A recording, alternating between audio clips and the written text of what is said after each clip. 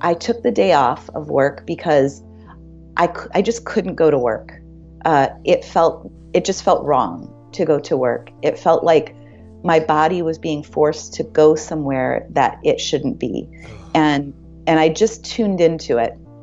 And I thought about, gosh, I can't sit at a desk and talk to contractors on the phone right now. And I can't draw and I can't do anything. I have to deal with what's going on right now in my body, this inability to walk into my workplace. Like, what is that all about? So I was at the farmer's market, and I remember just sitting for a long time and watching the interactions with the farmers. And I don't know, in these moments, what I would call flashes of brilliance, it seems to me like they come straight from earth when they happen for me. That farmer's market, I mean, it's pretty amazing that in the middle of New York City, that I was able to pull that from the food that was in front of me versus being, let's say, on a vista, like overlooking the ocean. It was like all of that homegrown, amazing food all around me. It spoke to me in a lot of ways. And it was like, we're here for you. And, what do you want to do about this? That is Stacey Murphy. And this is episode 2 of the Ownstream podcast.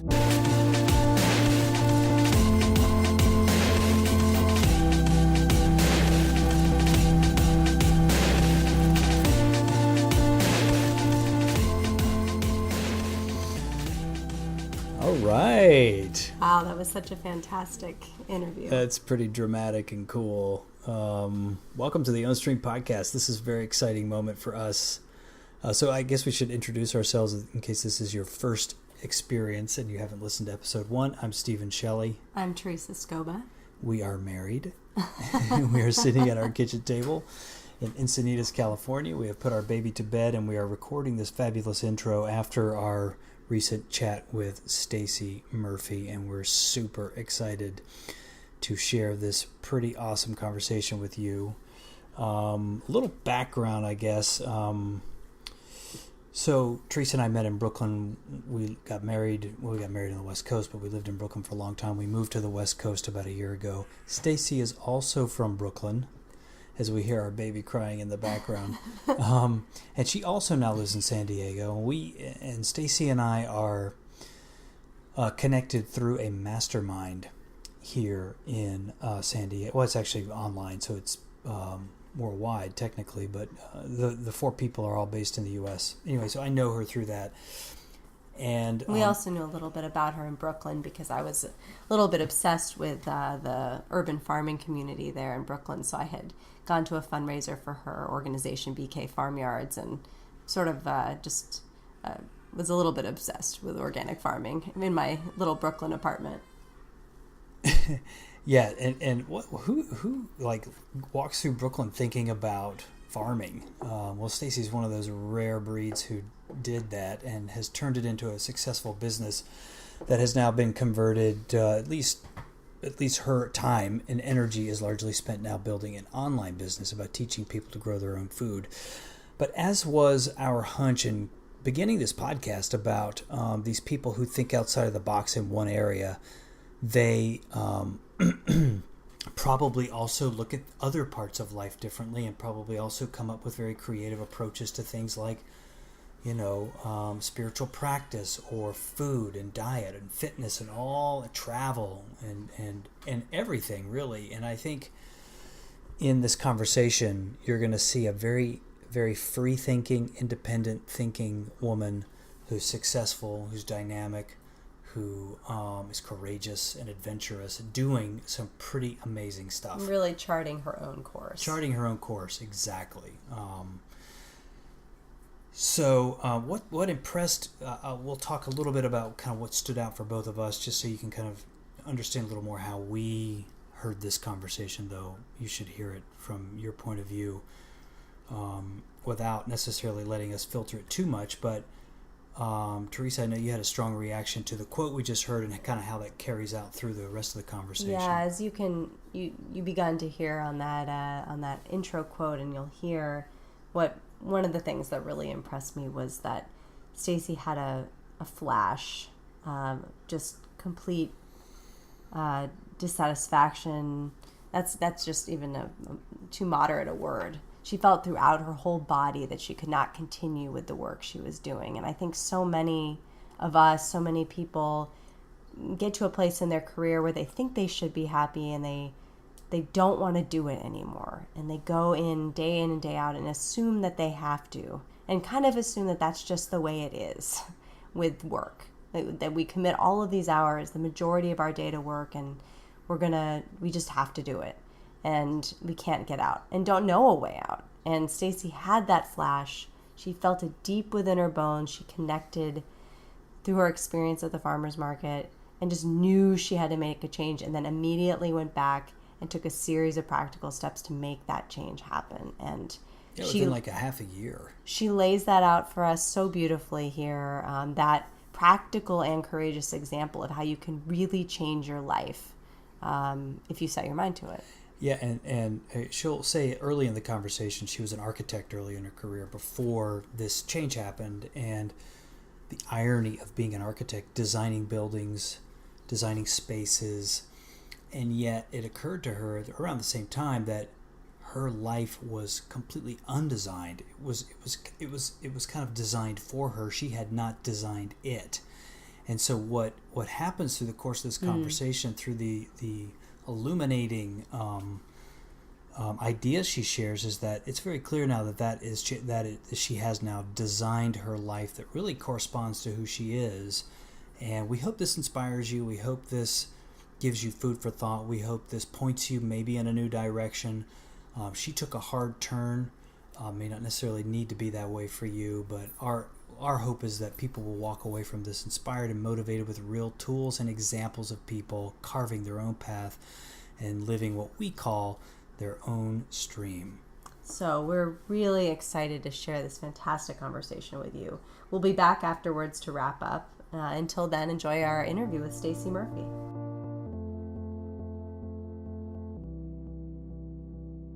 But I'll just kind of begin and just say how we met, because I think that's a good intro. We met through a mutual friend, but that you and I are on a mastermind together, and of people working online businesses, building online brands and selling products and primarily information online, and which is a fascinating thing that has really it continues to bloom and grow and open. And so that's how you and I know each other, and I'm always very impressed by your thoughtfulness and the depth to which you go in your business. And I also am quite fascinated, as is Teresa, about kind of your beginnings as an entrepreneur. And I thought maybe what we could do is start there, because I think it's a very uncommon thing to be walking around Brooklyn thinking, I'm going to start a farming business here. So I'd love to hear kind of that story, and maybe that will kind of carry us into at least a first focus for ours, which would be entrepreneurship and business. Yeah. So, I mean, I was in an interesting place before BK Farmyards. I was working as an architect in New York City, doing what I loved. I had always dreamed to be an architect. And I was working on the most incredible projects with a really great firm. It was a family-run business. I would go in, and the people there were so lovely to be around every day. And we were designing community buildings, things like libraries and churches and community centers. And I remember thinking one day, like, wow, all of my dreams came true. Here I am doing exactly what I thought. And then there was this little nagging thing in the back of my head that said, why aren't you more happy? And I couldn't place why I wasn't so happy, or, all these things had come true that I had wanted. And what I came to realize was that I was just feeling really disconnected.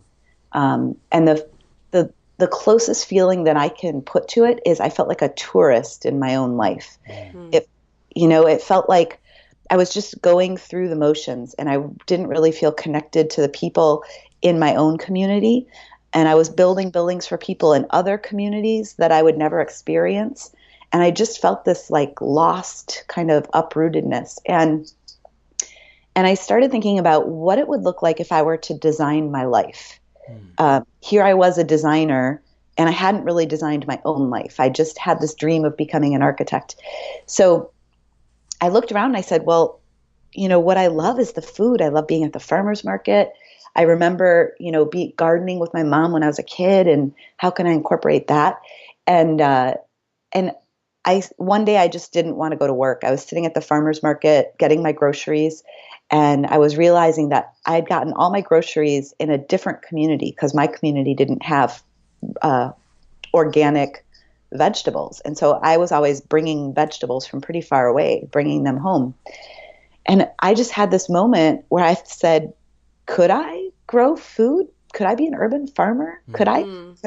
It was just like, I think it had been brewing in there. And it was also a larger idea. I was thinking about, if I was going to design my life, I wanted to be more connected to my community. I wanted to design for me and my community. And I wanted to maybe start a think tank where I was working with policymakers and changing communities in the ways that I was thinking about changing them. I wanted more growing food within local areas. So it kind of happened slowly, but then all of a sudden, suddenly, in this flash of what felt like brilliance, I was like, I could do this. I could farm. And from there, it was just a matter of, taking the next steps and deciding I'm going to save up enough money for 6 months. And in those 6 months, I'm going to build a business, and I'm going to figure this out, and I'm going to design a life around what makes me happy and what gives me joy and what makes me feel connected to the people in my own community. So that's really where I started. And I had a sense of where the business might go, but I was also leaving it very open because I wanted to work with the community, and I had no idea what they might want in addition to what I wanted. So that's where BK Farmyards was really born. It was born in this more as a process and as a strategy than as an actual thing that I knew that I wanted to do, if that makes any sense. Totally. Yeah, definitely. A lot of places to go from there. So you mentioned that you had some skills in gardening. You'd done some of that when you were young. Can you tell us a little more about that? Do you remember when you were first excited about gardening, what that experience was like, and how that came back up for you again when you were having this realization that you wanted to design your own life? Yeah, sure. So my childhood, I remember these moments of just sitting in my mom's, I like to call it a mini farm, because she really had this pretty large area, and there was rows. I mean, she had a lot of food back there. And over time, it kind of shrank, but it started pretty big. And I remember there was a black raspberry patch that was right along the creek. And I don't think I let anybody else in the family get any black raspberries. I was out there, hunting those things down. I loved being in that little black raspberry patch. I loved being in the snap pea patch. It would be these large plants growing up around me. I was this little tiny thing. I was probably like 6 years old at the time, maybe even 5. And the plants were growing all around me, so I was shielded. I thought nobody could see me. And I would just sit there and I would eat all the food coming off the rock. And my mom, she would say to the rest of the family, it's like, we're never going to get to eat any of the snap peas because Stacey is picking them all the time.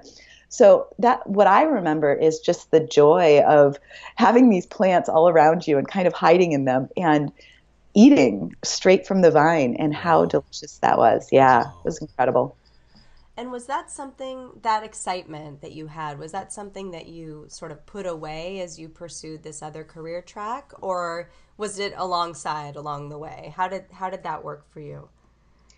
Over the years, I was totally disconnected. I mean, it boggles my mind how it happened. But basically, when I went to college, my undergrad was engineering before I did architecture. And, when you're at school and you're studying, in this case, engineering, you're basically going to class, you're going to the library, and then you're going to the mess hall. And in the mess hall, the food is not that great. And maybe it's different these days. I know there's a lot of farm to table programs that are entering universities now. And I was at the University of Michigan, and they had salad bars, and the salad bars didn't taste anything like the food that came out of my mom's garden. And I just thought that was the way the world worked. And then I kept getting farther and farther away from food.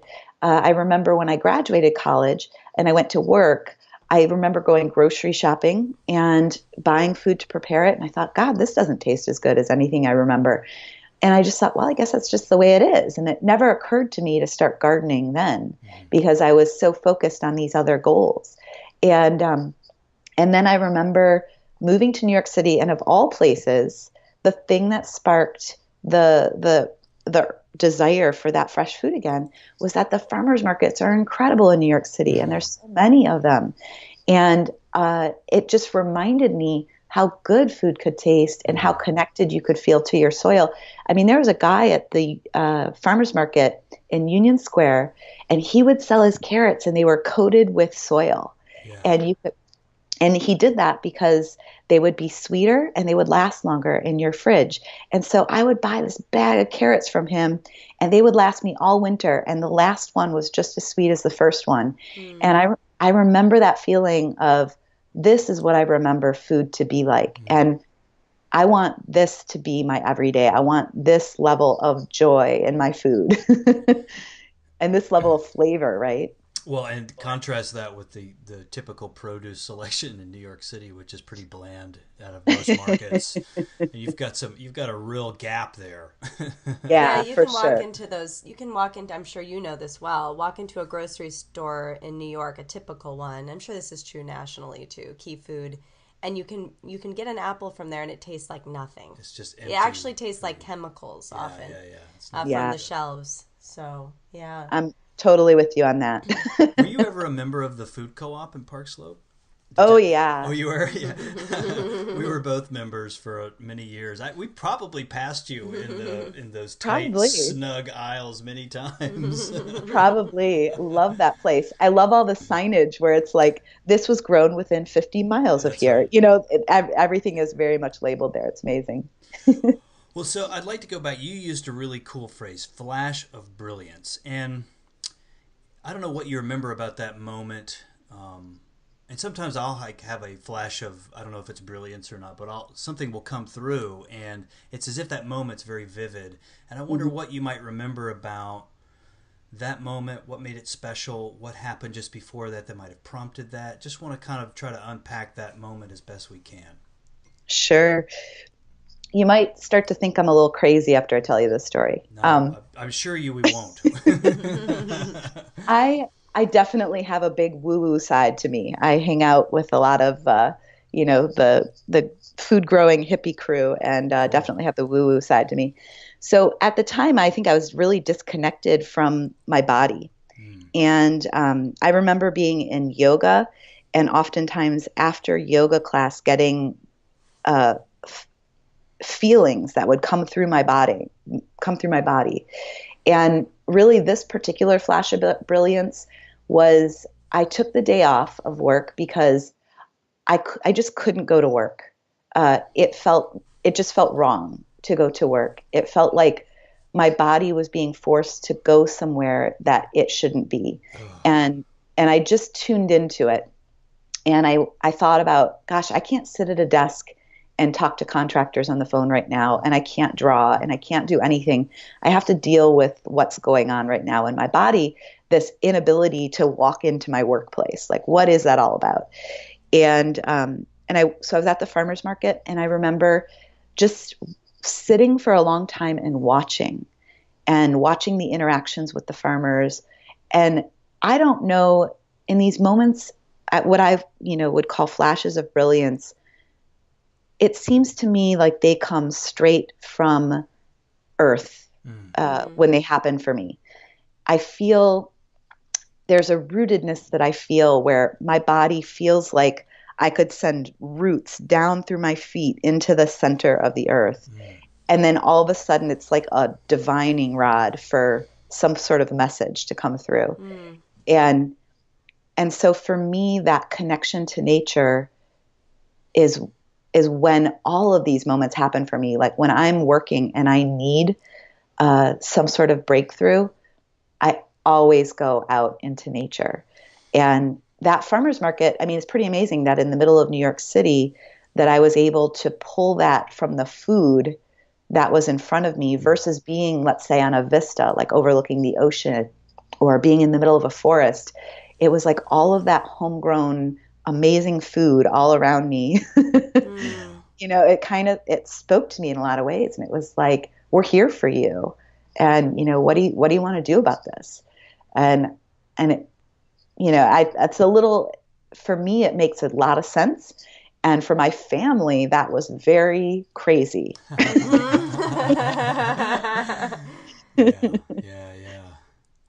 Yeah.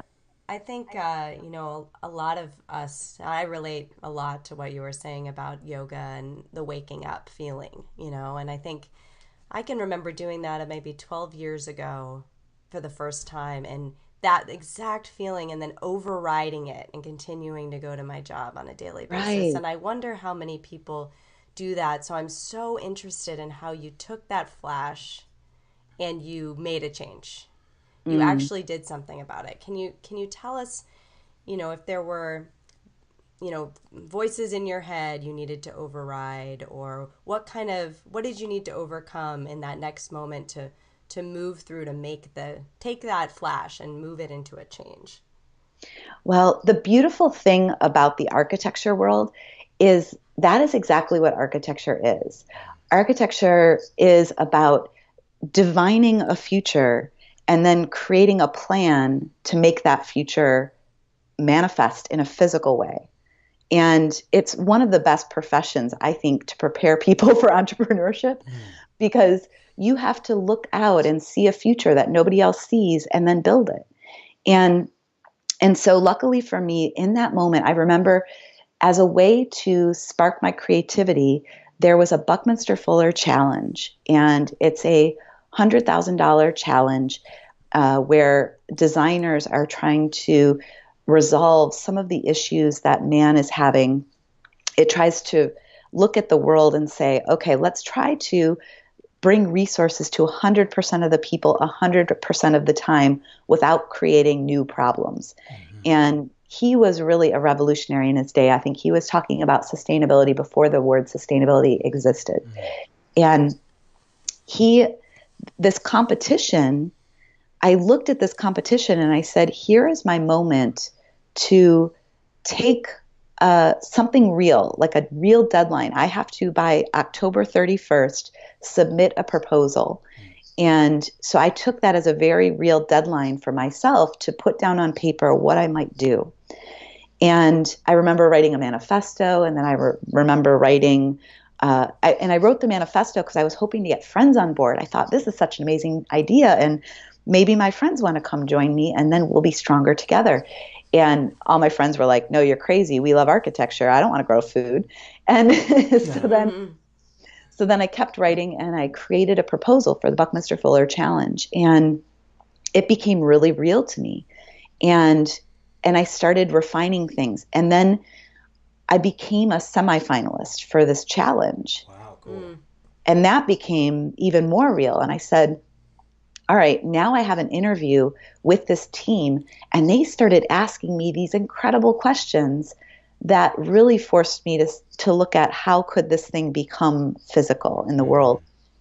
And then I thought, okay, well, at this point, that's when I essentially started saving quite a bit of money. At that point, I was cutting back on every expense, and I was putting all my money towards a savings fund so that I could just quit my job and go after this, whatever it was. And then I became a finalist in the Buckminster Fuller Challenge. And with every step, that organization kept asking me the most incredible next step questions. So I wonder, you know, when I look back, I had never started a business before in my life. I had always worked for somebody else. I really credit that organization with a really fabulous program that asks the right questions to get people moving.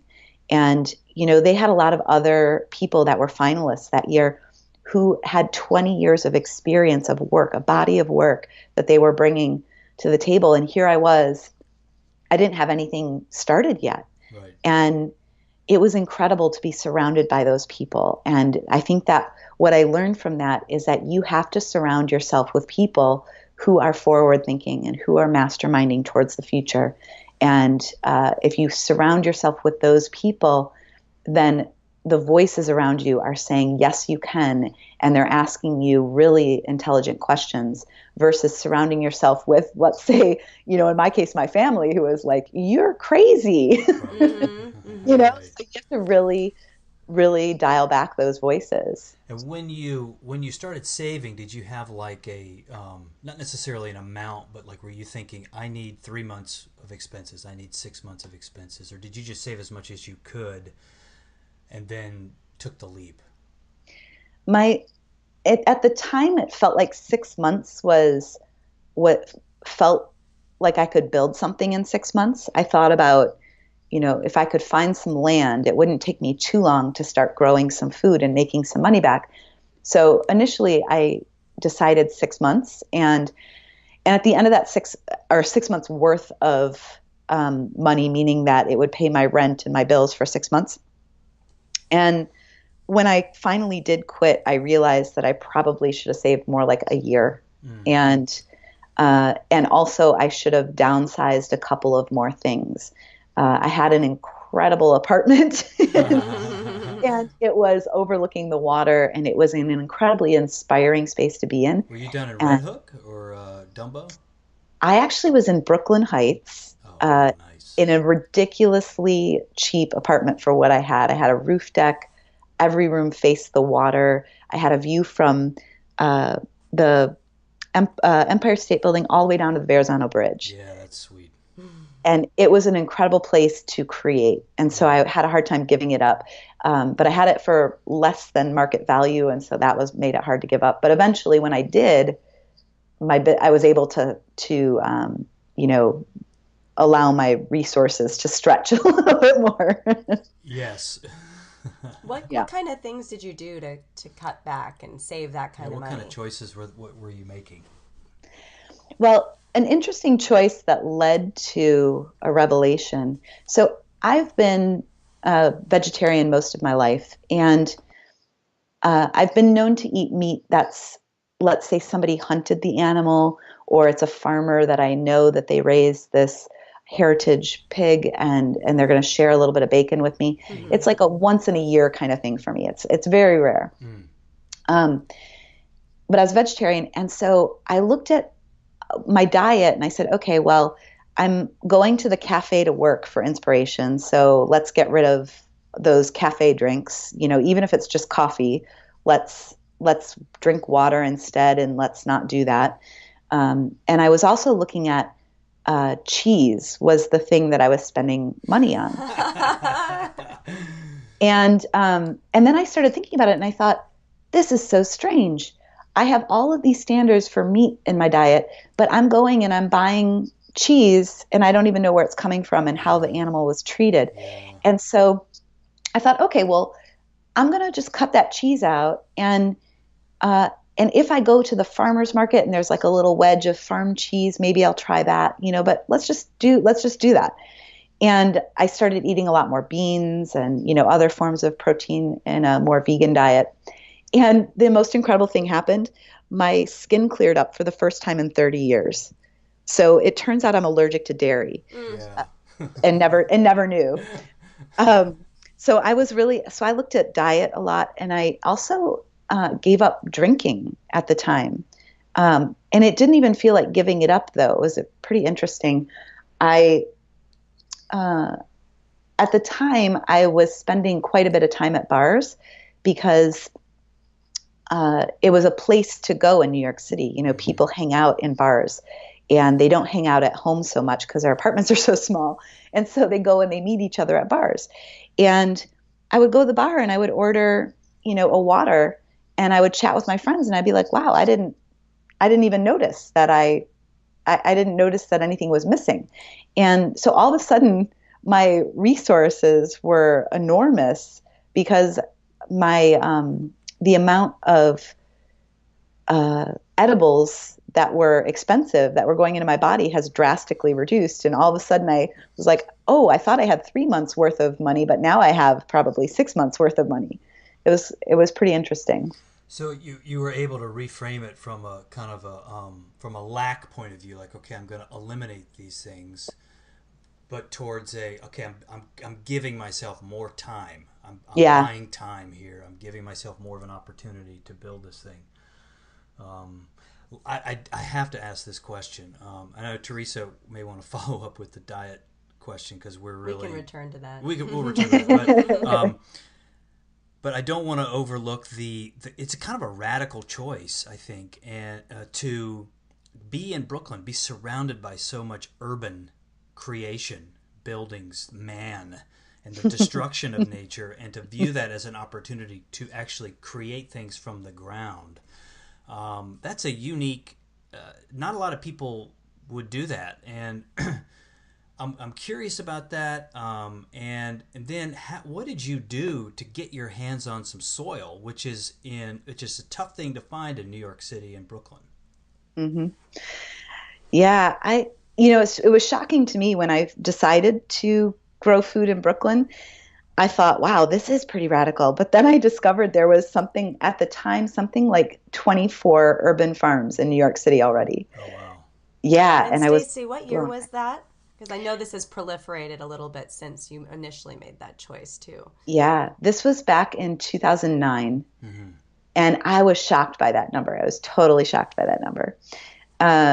And yeah, so I think when I looked at the landscape of New York City, I definitely saw available space. And I didn't know how viable the soil was because, there's so much industrial waste, industrial buildings, Pollution. and who knows. Yeah. So it's like the viability of the soil was questionable. But I looked out and I saw tons of space in Brooklyn, and I thought, somewhere there, there's got to be enough space. I don't need a whole lot to grow food. And then, I guess I'm an opportunist, and I notice things that are happening. I'll ride a trend. And what happened in 2010, I'm sorry, it was the, it was 2009. It was the first ever Brooklyn Food Conference. And I started seeing flyers on the train and at the food co-op. And I thought, that is my opportunity right there. Did they host it at the high school in Fort Greene, that big high school? Yeah. Yeah, we went to that probably a few years later. I think Yeah, so they had a second one. I don't know if they ever had another one after the second one. And so I started seeing these signs, and on the flyers it said, thousands of people coming together to talk about our local food system. And I thought, those are my people. And so I basically looked at the website, and on it said, you can be an exhibitor for a certain price. And so I signed up to be an exhibitor, and my architecture background kicked in, and I created a design display, and I basically I created my own logo, and I stenciled it in these giant boards. And I wanted to make a splash, and I wanted everybody to walk in the room to see it. And so I made multiple of these to make sure that I could have them really visible for whoever walked in. And they were black with like bright yellow stencil on them and bright pink stencils on them. And then I had a little display that said basically, it didn't say I want to start an urban farming business. It said, I'm growing food in people's backyards, and here's how it works. And I basically said, step 1, this is what you do. Step 2, this is what you do. And laid out the process by which I would come to your site and see if you had the right kind of land in order for me to grow food.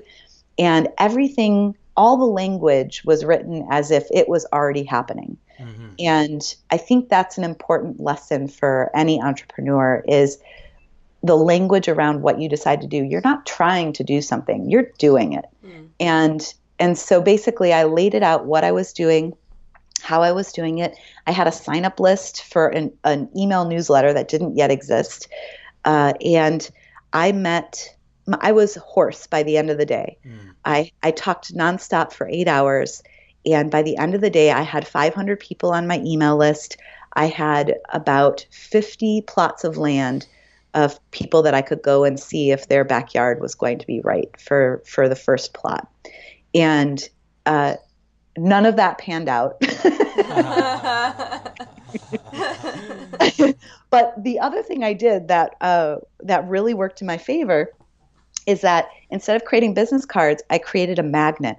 I thought, well, here I am working in food. And so instead of a business card that somebody's going to throw away, I'll make it a magnet. And they weren't that expensive. And so my business card just said BK Farmyards. It had a couple little symbols on it. It had my email on it. And I would go to parties in Brooklyn and I would see my magnet on people's refrigerator. Nice. Wow. So people started to know, if you have land, call this girl. And that's essentially how I got some of my first land. The first plot was a little different. I actually was yelling from street corners at a farmer's market. So everything had fallen through from the food conference. And I was like, this is my last chance for this growing season. And it was nearing the point where it would just be too late to get food in the ground. And so I looked at the map and I said, Ditmas Park has huge Victorian houses, big backyards. That's my place. I went to a farmer's market, stood on the corner, and I yelled at people. I was like, hey, do you have a yard? Wow. And people would turn around and I'd say, hey, can I farm it? And then that was enough for them to say, what? What are you doing? And it took a while from that place, but I met a connector in that community who connected me to about 50 other people. And one of those ended up being a backyard that was the first backyard. It was called Foxtrot Farmyard. Cool. And from there, I mean, really the tipping point was that I don't even know how this happened. So there's a big thank you that goes out to somebody out there in the world, but somebody who had my magnet, somebody who knew what I was doing. There was a principal of the High School for Public Service. He was at his farmer's market and he said, hey, to this farmer, I've got an acre of land on the front lawn of my high school, and I want somebody to farm it. Can you farm it? And this farmer's like, are you crazy? I live in upstate New York. I got tons of space. Like, why would I come to New York City and farm on your 1 acre? And I guess this girl standing next to the principal said, oh, you should talk to Stacey. If you have land, she grows the produce. She grows the produce, which was my tagline at the time. And she passed on my information and he called me. So the process that I took was just one of, getting the word out as far as possible and eventually getting those first, roots in the ground. And then from there, it was a little bit easier to keep moving forward. And I know that part of the process was you would grow food on people's lands and then give them back some of the produce. Is that right? What was that kind of arrangement like? Yeah, with the backyards, that was the arrangement, was essentially the first one I just wanted to get in the ground. And so I offered to pay for installation because I just really wanted to get in the ground. And then they would have produce for the life of the project. And then in the future, the agreement was that the homeowner, since it was their plot of land and it was their home value, it was part of the future value of their home, that they would pay for installation, but that I would basically farm and they would get a share of the produce for as long as the project existed. And then if there was extra, then it would go out to community members. And usually I wanted to take sites that were able to serve at least 6 people in a CSA. Got it. Yeah. Got it. Yeah, that makes sense. And so you're doing this and it's a very much literally on the ground kind of business. You've got your hands in the soil, you've got other people with their hands in the soil, you need land.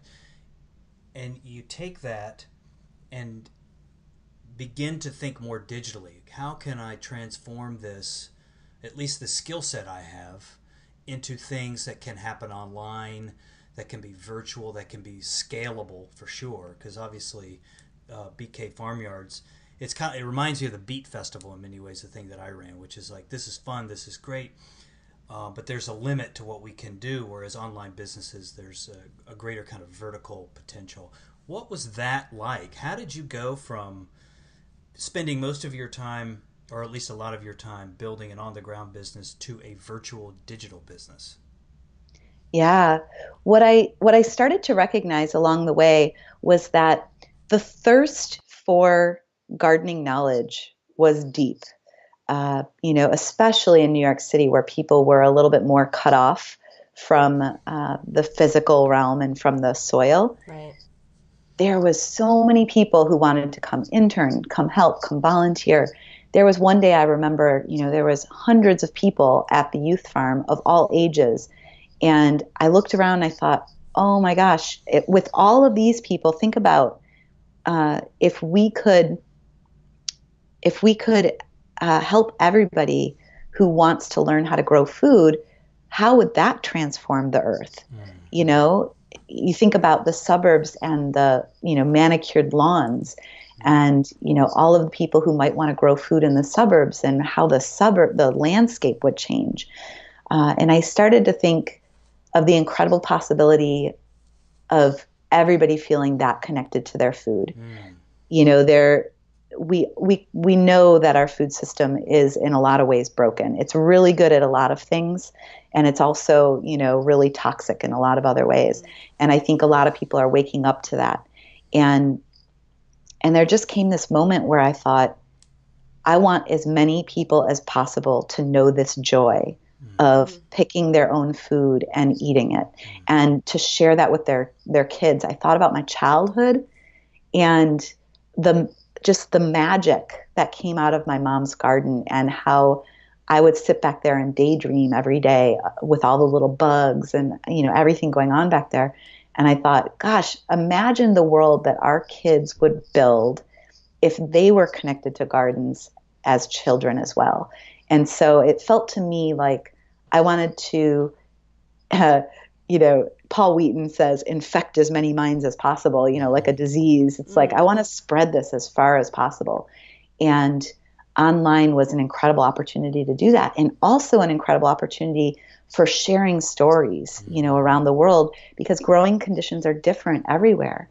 And so not only can I share what I know about growing food, but I can bring into the mix people from all around the world who are doing incredible work, and they can share what they know about different climates as well. So it just seemed like an incredibly rich life to share with, the most amount of people was really the path that I wanted to go down. Interesting.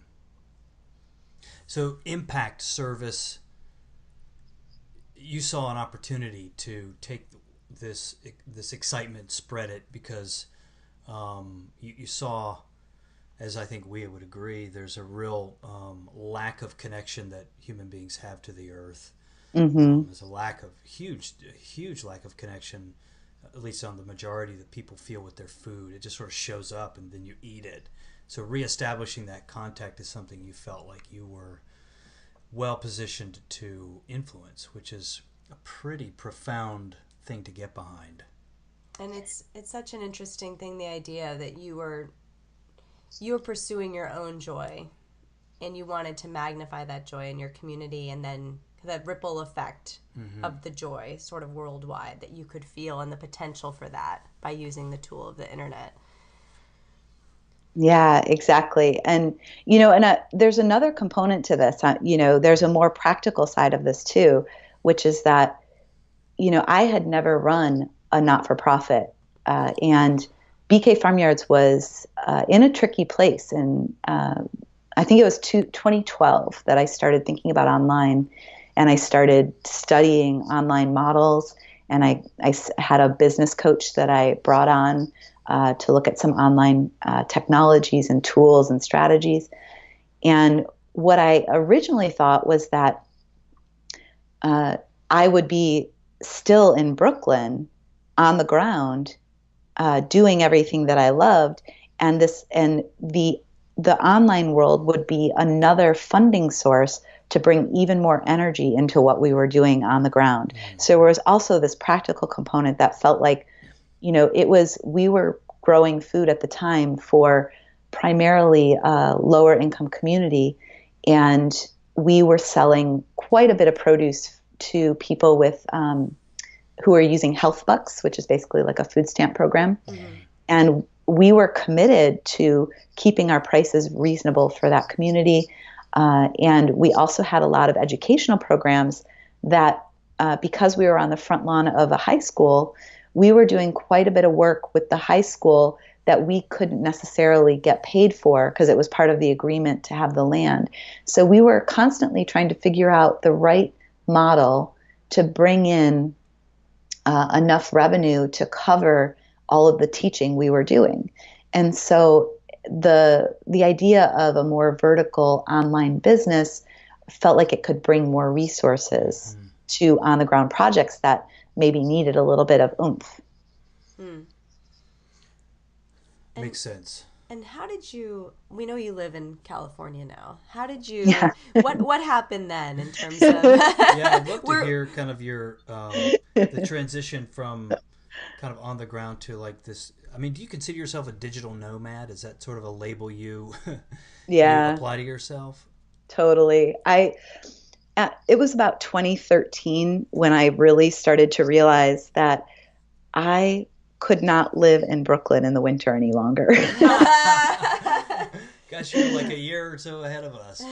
Yeah. Well, I remember in 2012 digging the chicken coop out of the snow. There was like 2 back-to-back snowstorms that laid down something like 40 inches of snow total. And I remember digging the chicken coop out of the snow multiple times. And I remember thinking, what am I doing right now? This is insanity. And my body, for some reason, at some point, stopped being able to tolerate the immense cold. And I know that it gets much colder than Brooklyn and other parts of the world. But and so what I started thinking was that, okay, well, if I'm in Brooklyn during the growing season, and I could spend the winter months, the planning months, elsewhere where it's warmer, and I started thinking about that. And my life took a lot of interesting turns that next year. In 2013, I actually met somebody in North Carolina that led me to North Carolina for a while. And so I was kind of all over the map trying to figure out, again, it was like a moment of redesigning my life. There was parts of the On the Ground project that felt like they were doing well and that they were doing well without me too. And so I really took a step back to see what would emerge if I took that step back. And so I was really exploring, again, what does life mean to me? And what do I want? How do I want to design my life? And I started thinking, okay, Brooklyn is awesome during the summer. And the growing season is, it gets cold, but I can still grow. And even that felt too cold for me. So then I started thinking, oh goodness, what do I do now? Maybe Brooklyn isn't the place for me because I only really want to be there May through August, maybe. And so I thought, gosh, well, what does that mean if I want to grow food? And so then I thought, okay, well, I'm going to go on the road. This was, this was a little bit later. I've taken a lot of twists and turns along the way, but it was really about 2015. And I thought, all right, I'm going to hit the road. I don't know what's going to happen. I'm going to spend the winter basically wherever is warm, and I'm going to grow wherever I am. I'm going to meet community gardeners wherever I am. I'm going to build this online business from wherever I am. And I did. I remember being on the beach in Florida, like literally in the sand with my laptop, building my business.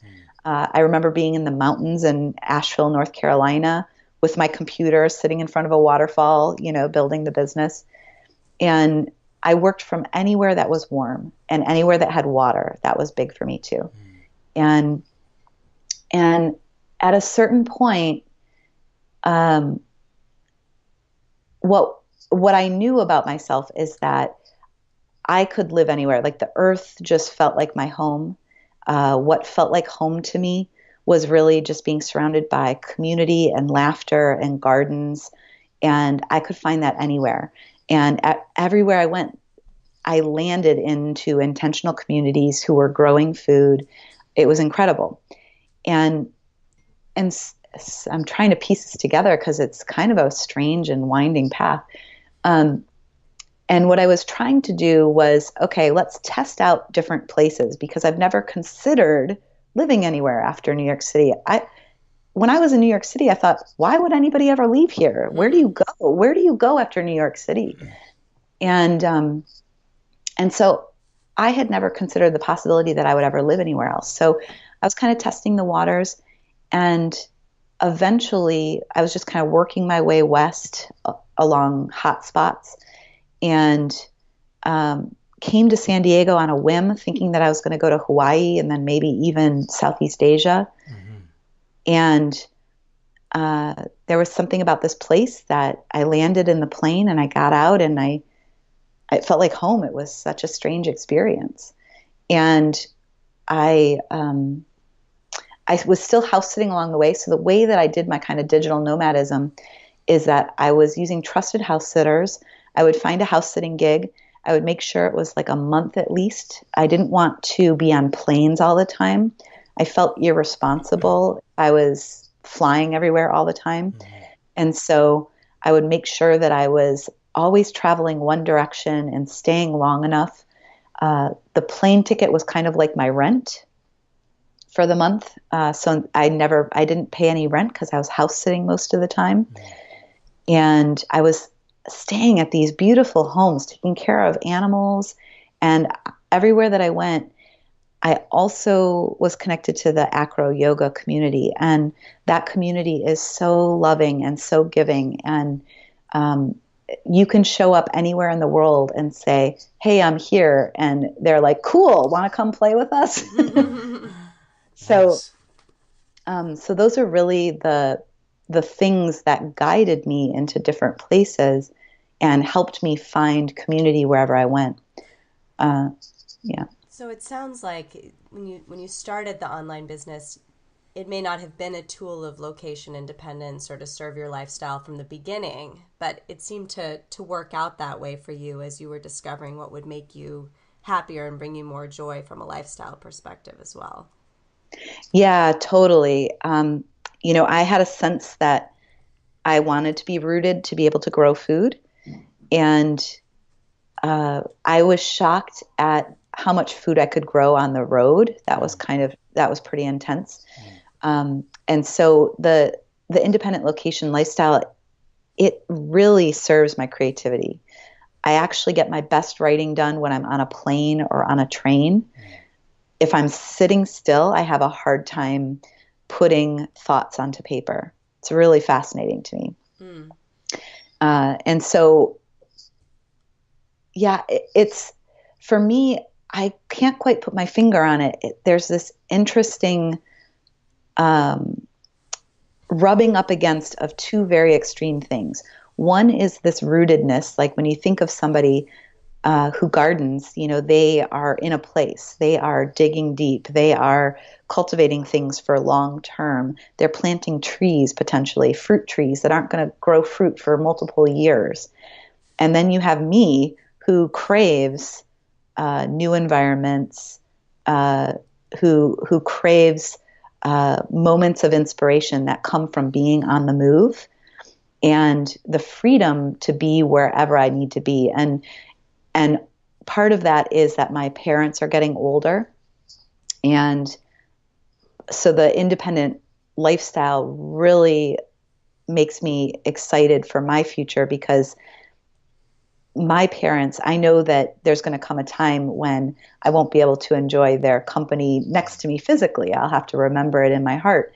And I can go and work next to them for months at a time now. And I've done that last winter.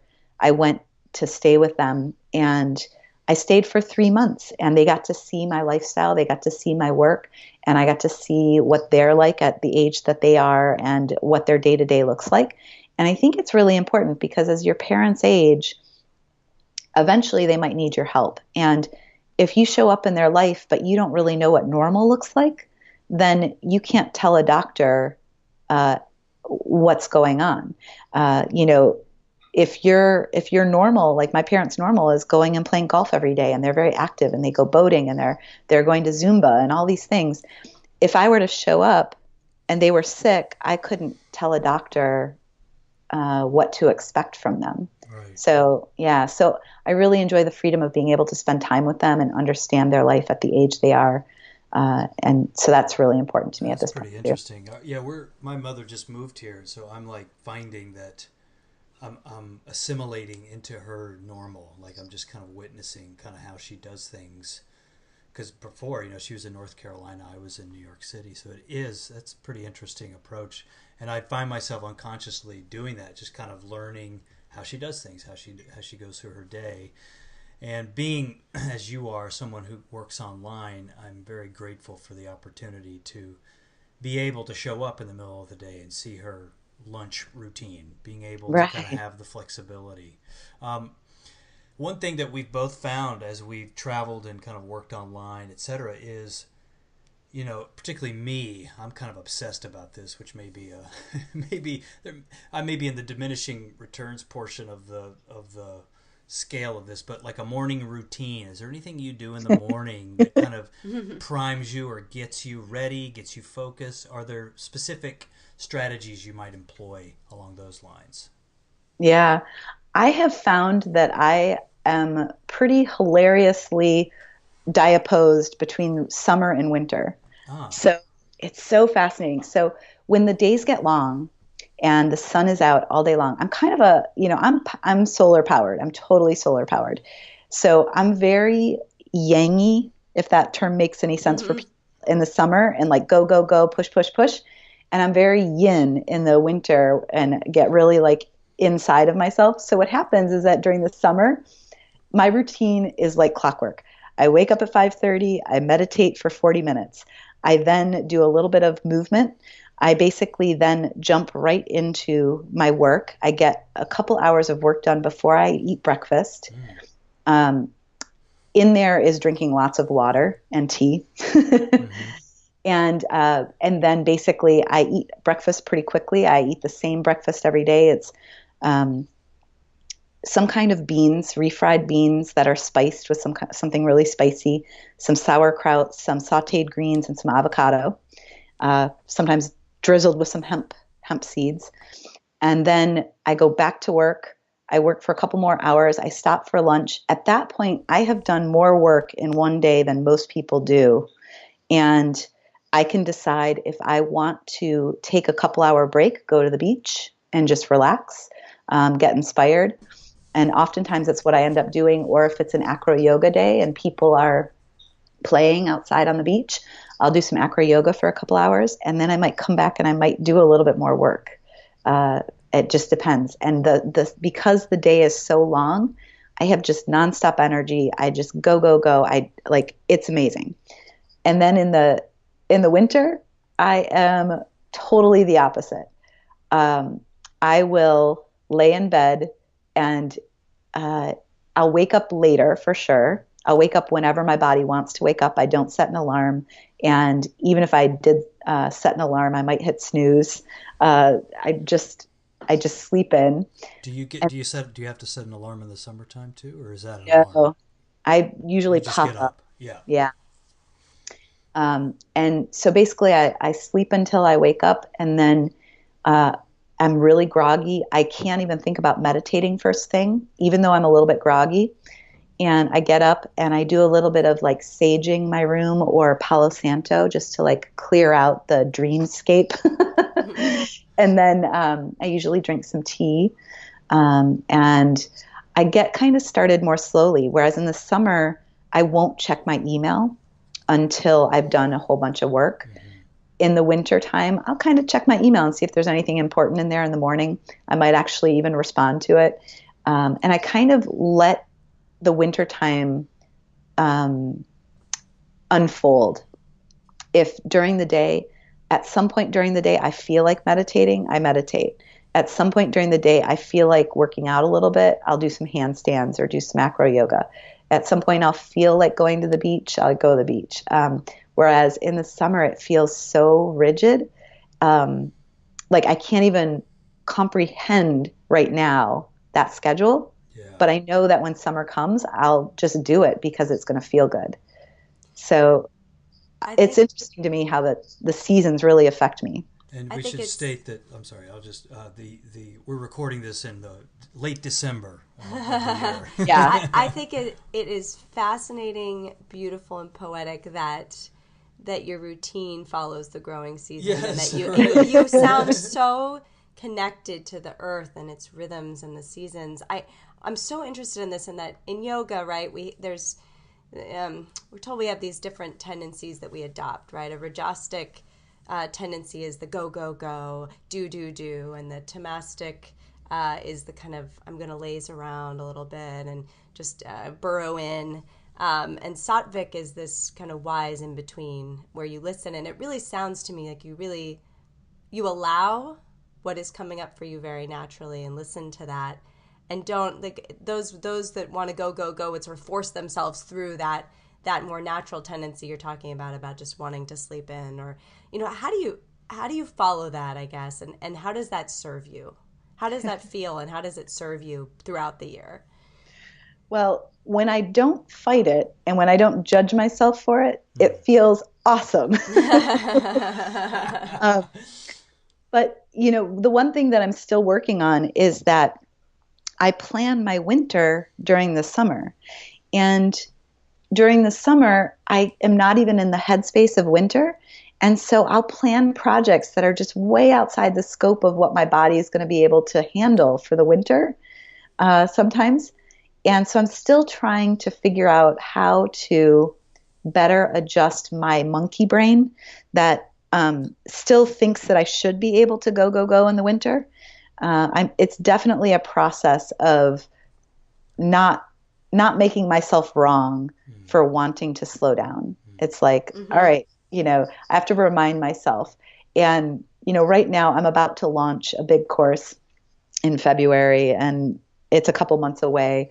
And I feel like I'm behind schedule, and it's driving me a little batty because I'm in this sort of fluid stage, and I'm like, well, it's all going to unfold. And it's definitely, there's a bit of my yang side that's like, you better go get that. You better go do that, So it's a constant state of reminder to slow down. And I think that one of my guides has been the ocean all the time. And, the ocean is just so beautiful in that it just keeps coming. And, it's coming and coming. The waves keep coming and coming. But they ebb and flow just like we do. And so a lot of times I sit and I just stare at the ocean for those reminders of, all right, like right now is low tide. It's okay. Energy's flowing out a different direction, and soon it'll be high tide, and it'll be fine too. So I feel like it definitely is a practice, and it's not something that I've 100% mastered. Well, let's use your very interesting breakfast as a quick lens into your diet, because that was not what I expected, and it sounds really interesting and actually pretty tasty. So going back to something you said earlier, talking about being a vegetarian, what would you, I guess, call yourself now, or what sort of what approach do you take to food now? And maybe talk about some of your other kind of favorite choice meals that you like. Sure. So, wow, this couldn't be more political. Ask somebody in the food system what they eat. Right. Well, we buried it late in the conversation, so the authorities will never find it. I'm so curious what you thought I would eat. Oatmeal. Like, I was thinking steel cut, or, what do you call them when they're already cut in half? Like, I was just like, it's just so out of the box. It's pretty interesting. Oh, gotcha. Yeah. So, over time, I'm 43 years old, and I think at this point, I know what feels good in my body and what doesn't feel so good in my body. And so I kind of use that intuition and run with it. And if I feel like something is out of whack and I don't feel right, I'll bring something in or take something out to see how I feel about it. First of all, I just have to say the world, for me, the gardening world is all about biodiversity. So no matter who you are, what diet you're eating, please know that there are no judgments ever coming from me about what you choose to eat. That's something that, I think as everybody has to figure out what's right for them. Right. And your body is unique. And then the other thing that I feel like within my own body is, this comes from my knowledge of soil. I'm going to geek out here just a little bit.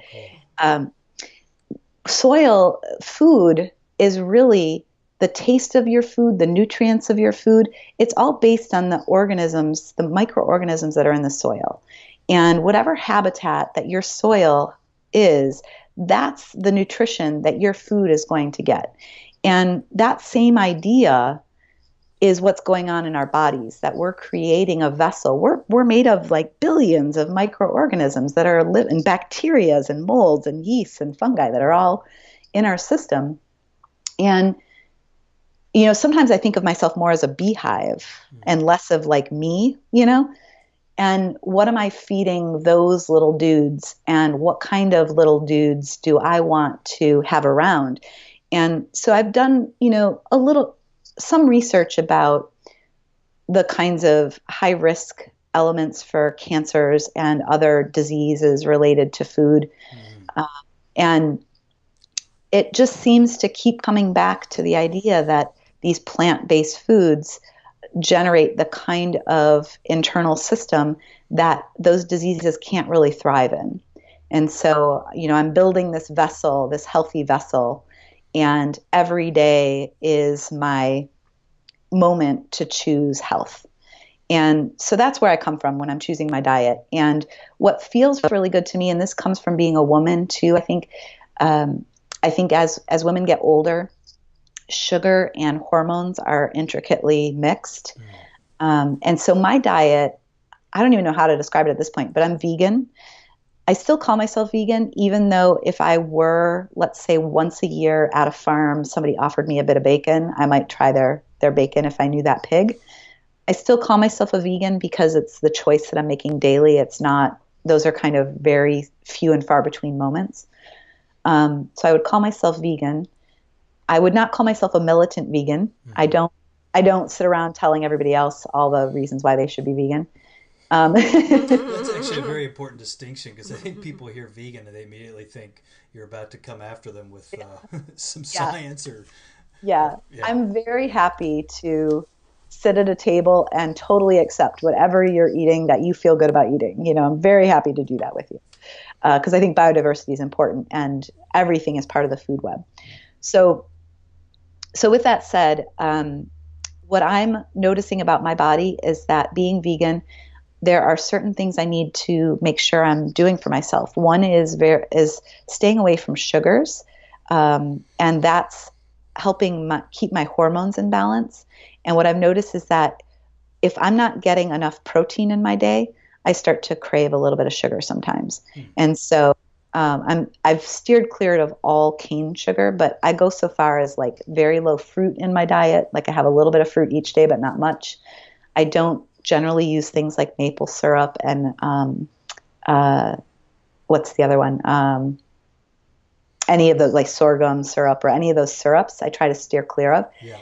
Just because it feels good in my body to not have those sugar cravings, because I have a little bit and then I crave a lot, and then it throws my whole day off, and I go into like a crazy funk for 3 days if I have too much sugar in my system. So I generally am eating a meal that usually has some sort of bean in it, because it's a really good source of fiber and protein. It keeps me going. And I eat lots of vegetables. I like to eat some sort of fermented food at every meal, because I think that really helps a lot of the gut bacteria as well. The dudes. Yeah, it helps the dudes. It makes me feel so good. And I actually eat quite a bit of fat just because to keep up my energy levels, my body really wants a lot of fat. And so you'll see me sometimes like eat a spoonful of coconut oil because I'm just craving something. And when I do that, then all the cravings go away. Interesting. Yeah. And so, I'm also careful about making sure that my source of plant material is wide and varied so that I'm getting all the nutrients that I possibly can, getting nutrients from the sea, all kinds of sea plants, which is important for a vegan diet because there's things that are available there that aren't necessarily available from plants that come from the earth. So I'm all about diversity of plants pretty much, and lots of beans. And I tend to, for whatever reason, grains give me headaches. Hmm. So things like oats, rice, those things, if eaten in large quantities, my energy drops and I get headaches. I can eat a little bit of them here and there. I don't cut them out completely, but I don't eat a lot of them. But I do better with things like millet and quinoa, things that are seeds, which is a slight distinction. And as you started to feel good eating plants, and as you did the research to see, to learn about chronic disease and what thrives in the body and what doesn't, in this case with plant foods, how did you go? Did you have to teach yourself anything? I mean, it sort of sounds a little bit natural for you because you're a gardener, or you're into plants and you know how to grow them, and you know about that kind of biology. But you were sort of from before a little bit more of a basic vegetarian, it sounds like, and you moved into this much more detailed, thoughtful way of eating plants. Did you have to learn anything or teach yourself anything along the way to do that? Yeah, I'm still learning. I'm still interested in understanding all the different nutrients that are available in food sources and ensuring that my body will stay healthy for the long run. I know that there are older vegan women who have issues. They think that they might not have gotten all the nutrients that they needed, and as their bodies change and age, they need things like bone broth in order to mineralize the body. And so these are things that I'm not totally opposed to. If it came to my health, I might start to consider some of those things. So I'm still learning, and I'm in there every day, like understanding, okay, so sesame seeds have a lot of calcium, and people think that you can really only get calcium from milk. But there are lots of plants have calcium. A lot of the green leafy vegetables have calcium. So the question is like, how much calcium, and how much does your body really need, and how much of that calcium is available to your body? So you think about different mixtures of food. Well, when you eat this with that, you get the benefits of each will increase. And so I'm still constantly fascinated with that world and still learning. There's a really fabulous website. I'm trying to remember the name of it off the top of my head, but it's a guy who presents white papers, which are basically the research behind food. And he goes deep on these kinds of topics. And so I watch those videos. He puts out one video a day, and I learn something new every day. I have a friend who showed me a website where you can type in what you eat during the day, and it will tell you whether you got your daily amounts of nutrients. Wow. Yeah, and so he, as a vegan, he's constantly typing in and adjusting and trying to understand how to get his nutrients. So I learned from him. And yeah, so I feel like it's still a process. And I've heard from people who have been vegan for years who they're primarily vegan and then they also drink bone broth. And it's like the one thing that they introduce back into their diet. So I'm still playing with it all. I feel like it's just a constant experiment, Mm-hmm. Who's the white paper guy? Do you know his name? Let me see if I can pull that up real quick. Oh, it's right at the top of my email right now. It's nutritionfacts.org. Oh, right. Yes. We know. I think he wrote a book last How year. Not to Die. Yes. How Not to Die. Yep. Yeah. Is it Gregor, I think. Gregor? I can't remember now. Yep. That's So I know that we want to. This is an area we're really interested in, but we also want to get back to, I think, your earlier reference to yourself is a bit woo-woo. Yeah.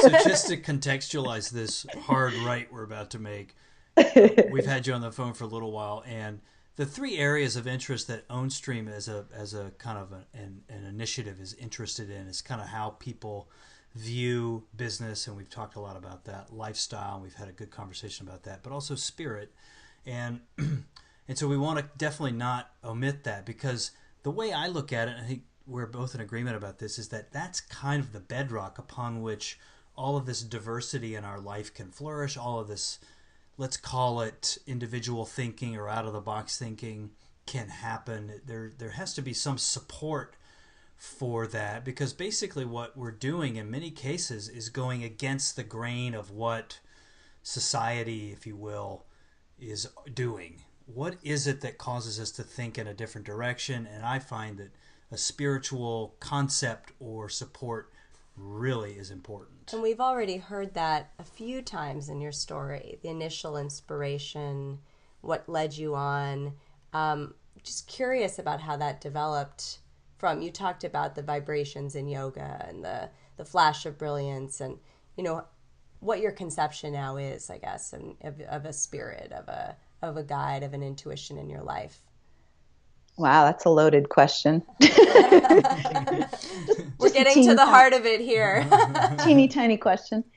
I think, again, this goes back to like the geek in me, is I love where science and spirit rub up against each other. Yeah. And this is a slippery concept, this idea of God. And I wasn't raised any particular religion. My parents, one was Roman Catholic, the other was Lutheran. And they basically said, we're not going to take our kids to church. We'll let them decide what they want to be when they're older. They were kind of disillusioned with the church as a place where that maybe misused money, that had, they both believe in God, but that the sort of institution was a little bit messed up for them. Mm-hmm. And what happened was, my family cut us off for a long time. There's a big chunk of my family who I never knew because my parents decided to not raise me as any particular religion. And the benefit of not being a religion is that I was exposed to mythology right next to, my friend would take me to church, and I'd go to church, and I had never gone before. I was like 13, and I'd look around and say, hey, this is like mythology. And she'd say, oh no, it's totally different than mythology. This is Christianity, And then I'd talk to another friend who was Indian, and he would tell me about Hinduism. I'd be like, oh, it's like mythology. And he's like, well, it sort of is, but it's different, And so I was very curious. I loved all the mythological stories growing up. They were some of my favorites because all of them are entrenched in it's like, why is the sky blue? And they'd have this incredible story about the gods, and why are there hurricanes? And they'd have this incredible story about the gods. And so nature and spirit were, constantly intertwined in those mythologies. And so nowadays, when I think about it, I think about quantum physics, and I think about this idea of Buddhist idea of we are all God, and we are all particles of a singular wave. Mm-hmm. So we have something about us that is expressing something that is individual as particles, but that collectively we are expressing this larger thing. Mm-hmm.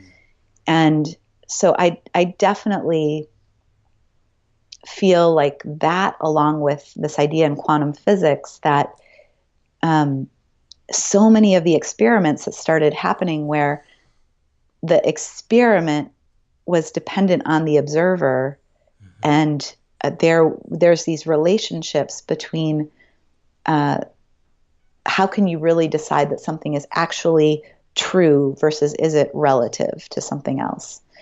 And so those ideas always seem to brush up against each other for me. And, I've seen evidence that people can believe their bodies into doing something or healing a particular ailment. And again, it goes to this idea that we're this collection. Like I can't point to any one thing that's me. I'm this kind of magical being made up of all of these tiny little critters that are running around in my body that I'll never be able to know. And for me, that's humbling. And at the same time, like I mentioned earlier, I'm co-creating with them. Even though I can't see them, I'm deciding the health of my body by what food I put in. So I'm co-creating with them. So this idea that we are all spirit, and we are all creating the world and the reality in which we choose to live. So this is something I think a lot about, and it's hard to talk about. It feels it feels like two extremes kind of pushed up together for me. Those extremes being what? This kind of tiny particular, all of these microorganisms and atoms, and then this very large sense that somehow we're all stardust and we all exploded out of the same place, and we're organizing ourselves constantly into larger entities. And then also the juxtaposition of what people call spirit and what people call science. Those things for me are always I love talking about those things with my friends, and oftentimes get off on long tangents. For sure. Yeah, us too. Yeah, that I can officially see the rabbit hole opening up. I have all kinds of ways I want to go with that, but I think I probably ought to just opt out of that because I think we could be here a while. Do you have a specific follow-up, Teresa? I was curious about, you mentioned earlier about synchronicity is what I'm thinking about, following up from what you were just saying about everything being interconnected, and how that's, maybe it's just a comment, but playing in your life. You said, I don't know who that farmer was who told that, that high school principal that he had that land, but just how you put your energy out into the world and you set a course and the world picked it up a bit, is how I read that at the time. Feeds well into me, into this sense of interconnectedness and synchronicity. And I was just, maybe it's more of a comment than a question, but was curious about your experience with that, I guess. Yeah. I mean, synchronicity for me is incredible, especially in the winter when I'm in this flow of I'm going to wake up late. I'm going to sense into things. I'm going to meditate whenever I feel like it. I'm just going to go with the flow. I have these moments where this happened recently. I just recently landed in San Diego, and I was feeling like the winter was a little bit trapping me because I didn't have a car. San Diego's a big place, and I needed to get around. A bike seemed like a little bit too low on the scale for getting where I wanted to go. And I was walking to AcroYoga, and I said, I could really use some transportation. I don't know how, but it would be really nice. And I went to AcroYoga, and that day, I'm not even lying. I mean, this is crazy.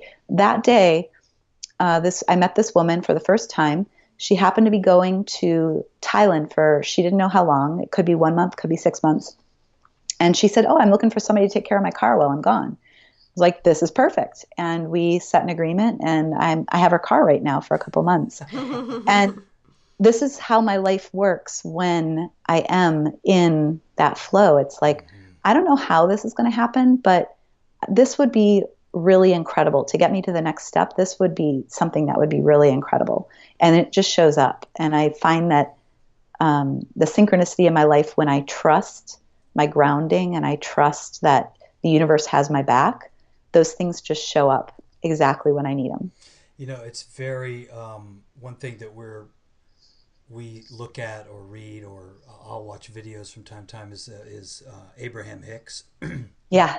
And that is like a case study for that law of attraction, sort of having a desire born naturally and then following your kind of gut instinct or your joy, your excitement. You want to go to AcroYoga, and then presto, there's this fascinating kind of, who knew it was going to be there, but yet there it is, the perfect kind of solution to whatever it was that you were looking at before. It's pretty cool. Exactly. Yeah, I was just reading something last night about, that you feel into your joy now, you act on your joy now, you don't worry about where the dots are going to lead you, and you can't connect them going forward, you can only connect them going backward, but once you do, they make total sense, Steve Jobs had almost that exact quote about, you can only connect the dots looking backwards. That may have been it, actually. Oh, was that it? I think so. I think we just read the same thing. A parallel Steve Jobs quote. Oh my God. So let's wrap up. What we want to do is we have some quick questions that we want to ask all of our guests, and if you can't come up with a quick answer, that's okay. We can wing it. But just as a way to kind of bring all of our guests together, we want to ask these questions. Is there a book, or maybe a few books, that you would want your kids or other people's kids that you think all young people should read when they are, say, 13 or 14, that prepares them for the world ahead? Hitchhiker's Guide to the Galaxy. Oh, cool. Definitely. Yeah. And maybe as a follow-up, Stranger in a Strange Land. But Oh, that interesting. feels like maybe a little bit older. I haven't read that one. Have you read that one? No, I Tracy? haven't. No, I have to No. read that. That's cool. Oh, you guys got to read it. Yeah, yeah. What's the best meal you've ever had and why? Oh my goodness. So I know that, I'm vegetarian and all, but so I remember growing up, every Sunday my dad would make pasta for the family. And that meal was iconic. I would wake up to the smell of garlic at 6 a.m. in my bed. Wow. I would come downstairs all groggy, and he'd be like, "Want a meatball for breakfast?" I'd be like, "Sure." It'd be like crisp on the outside, raw on the inside. And then he'd make pasta all day long. That's the best meal by far. It's just the memories of family, being around the table. Yeah, there's nothing like it. Was he Italian? Both my parents, my dad's half Italian. My mom's 100% Oh Italian. my goodness. I have a lot of similar memories yeah. from my grandmother's Yeah, kitchen. Teresa's, I'm nodding along with you. Vibing that. And I'm vegan too. Yes. Yeah, you guys are separated at birth. Is there anything or like a keepsake or some item that you have owned for a long time and why? Yeah. So this is kind of crazy. I lived out of a backpack for several years. Yeah. And so I don't have much. And there's something that I have with me all the time that's from when I was 16. And it's a spoon that I made into a bracelet. And it was at Girls State, which is basically where you go to learn about government. I went there when I was 16, and I was the mayor of my city. We were stuck in this dormitory, and we couldn't leave, and we had to make up our own fun. And so I would steal silverware. I had forks, knives, spoons, and I bent them all into jewelry for everybody.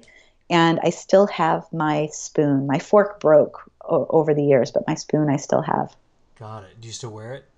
Yep. Nice. Love it. That's cool. If you could do anything else to make money, what would that be? Oh, gosh. Well, goodness. Oh, goodness. So many things came to my mind. Let's hear it. Oh, yeah. You can have more than one. You can have more than one. Join the circus. Right. I still love architecture. So, I really enjoyed drawing and getting paid to draw. But the other thing is, this is going to be crazy. I'm seen as like this sustainability figure in this world. The other thing I would do to get paid, race car driving. Whoa. Do you drive fast? I don't on the everyday roads. I think that's really unsettling. And, there's a lot. If you did, you and Teresa truly were separated. I have slowed down in my older age, and the baby in the becoming backseat a mom has inspired some slower driving. Last question. What have you learned in the last 30 days that you think everybody should know? Ooh. You're closer than you think you are. Yeah, I feel like I had this lesson that came through really clearly. It was this week. I have a festival coming up this weekend called AcroYoga, and I've been training my body to do certain moves to get into certain classes. There's prerequisites to get into certain classes. And just this week, I thought, I didn't make it. Like I didn't nail this one move. And I'm so bummed. I'm mad at myself. I didn't get it. And here I am. I'm going to this thing, and now I won't be able to take this class. And then out of nowhere, this week, I nailed it. And now I'm going into this weekend feeling really confident again. And so I feel like with everything in life, we're kind of chipping away at our bigger goals, and we're taking one step after the other, and the horizon just keeps disappearing. It's like keeps going farther and farther out there. And there's just moments where you think your dream, your vision, your goal, whatever it is you're trying to accomplish is so far out there. And then all of a sudden you realize, oh, I just have to take one more step and I'm there, And so I would say, you're closer than you think you are. There's always a way. And just take that last step. That's actually the perfect place to end. I had like one more kind of closing, but I think you have brought that wisdom into your final answer. And Teresa's getting up because we have a crying baby in the other room. But this has been great, Stacey. Thank you very much. I have to say it's been really, really interesting. We're on this mastermind together, so we talk very targeted about specific business things, but it's been really, really cool to hear all this, all this depth and dimension to you, which, everybody has, but seeing that we all share, you and I and Teresa actually share quite a lot in common. This has been really interesting. Yeah, thank you so much for hosting me. I've really enjoyed this, and I just love the work that you're doing, and knowing that there are other people in the world who are doing their own thing, and you're providing a platform to share those experiences so people can know that they're not alone. I think this is really great work, and I'm really grateful to be a part of it. Thank you so much. As are we. Thank you. Thank you, Stacey. All right, that's it. Thanks for tuning in. We hope you enjoyed this one. We definitely did. Before we let you go, please sign up for our weekly tip-off email at ownstream.co and just click the sign up button in the upper right-hand corner in the menu. This is where we share each Monday 3 cool things we've learned in the last week in the areas of lifestyle, business, and spirit. This could be an amazing quote, individual tip, or tool designed to bring you more freedom and power in your life. So definitely sign up for that, again, at ownstream.co, and just click sign up. Finally, follow us on Twitter at Ownstream and on Instagram, where we post regularly at own_stream. Thanks so much, and we'll talk to you next week. Thanks for listening to the Ownstream podcast.